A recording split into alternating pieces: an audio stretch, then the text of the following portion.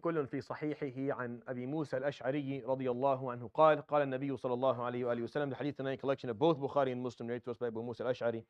The theme is still anti-oppression, and I'll be talking about this for a while before I move on from it, because there's a lot to talk about and there's a lot of examples. And this hadith is a very famous one.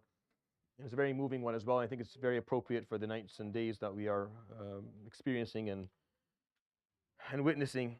May Allah subhanahu wa ta'ala make it easy for our brothers and sisters in Gaza and remove these atrocities from their path. Allahumma ameen. He says, عليه الصلاة والسلام, إن الله ليملي للظالم حتى إذا أخذه لم يفلته ثم تلا صلى الله عليه وسلم وكذلك أخذ ربك إذا أخذ القرى وهي ظالمة إن أخذه أليم شديد. The hadith where he said عليه الصلاة والسلام, indeed Allah will allow the oppressor a little bit of time. ليملي,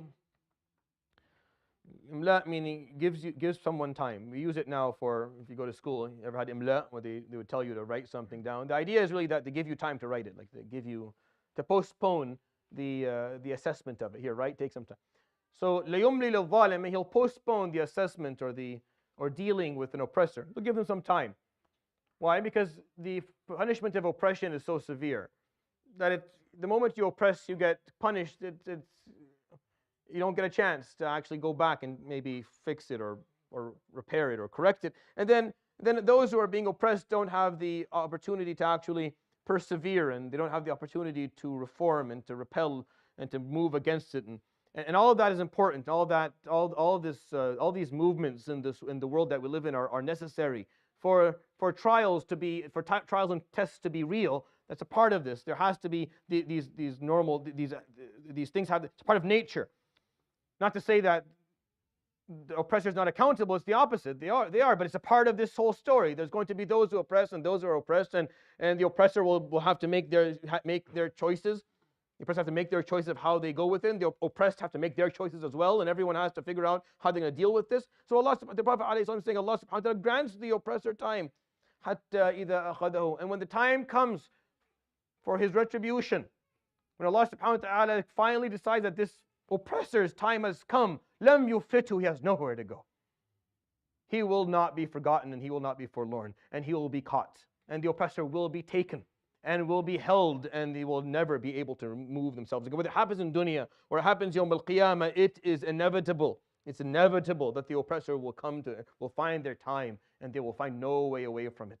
And nothing they can do will save them from what's coming to them. And then he recited alayhi salatu wasalam, the ayah at the end of Surah Hud, surah that talks about reform. قَالَ وَكَذَلِكَ أَخْذُ رَبِّكَ. And that, after telling the stories of all of the prophets and their people, all the nations of prophets who were punished. Surah Hud is a very specific surah. All of the stories, you maybe notice that, maybe didn't. All the stories in Surah Hud talk about only the nations that were punished. Not all the nations were punished. Not all the nations of prophets before us. Not all of them were punished. Some of them weren't. And we have stories like that in Surah Al-A'raf, in Taha, Al-Shu'ara. We have them. But in Hud, no. He only tells the stories of the ones that were punished. أَلَا بُعْدًا لعاد قوم هود ألا بعدا لثمود ألا بعدا لمدين كما بعدت ثمود.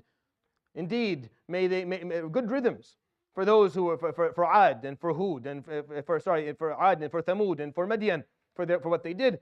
Now the Prophet ﷺ would listen to this surah and think in his mind, is ألا بعدا لمكة coming?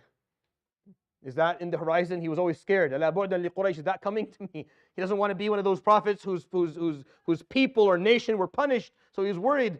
And at the end of these stories, وَكَذَلِكَ أَخْذُ رَبِّكَ, and that is how your Lord will punish and take with the grasp of wrath, is what he's saying here.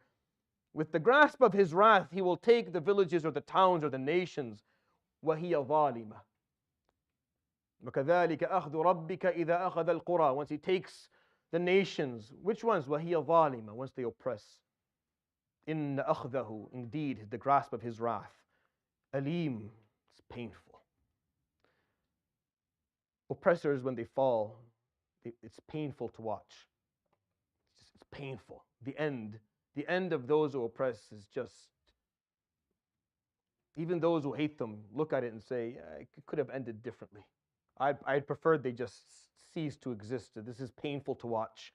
It's painful to see someone of such strength being brought down to their knees, being put in a position where they're stripped of إِنَّ أَخْذَهُ أَلِيمٌ شَدِيدٌ. It's painful and it's severe. So don't worry. Don't worry. Just do your part, that's all. Just do what you can in the story of the oppressor and the oppressed. Make sure you're on the right side and make sure you do what you can to stop oppression. And don't worry about the rest of it. Don't worry about the oppressor and what comes to them. That is inevitable. That is inevitable. Allah subhanahu wa ta'ala will not let them go.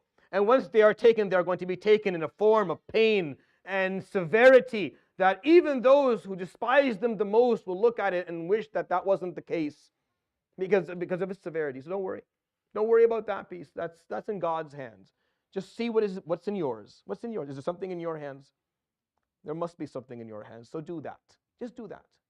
Push that to its limits and advocate to the best of your ability and stand your ground and be brave and be vocal and be strong and be confident and just do that piece and leave that other part to Allah subhanahu wa ta'ala. He doesn't neglect them. He just gives them some time, that's all.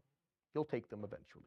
يروي الإمامان البخاري ومسلم كل في صحيحه عن أبي موسى الأشعري رضي الله عنه قال قال النبي صلى الله عليه وآله وسلم إن الله ليملي للظالم حتى إذا أخذه لم يفلته ثم تلا صلى الله عليه وآله وسلم وكذلك أخذ ربك إذا أخذ القرى وهي ظالمة إن أخذه أليم شديد.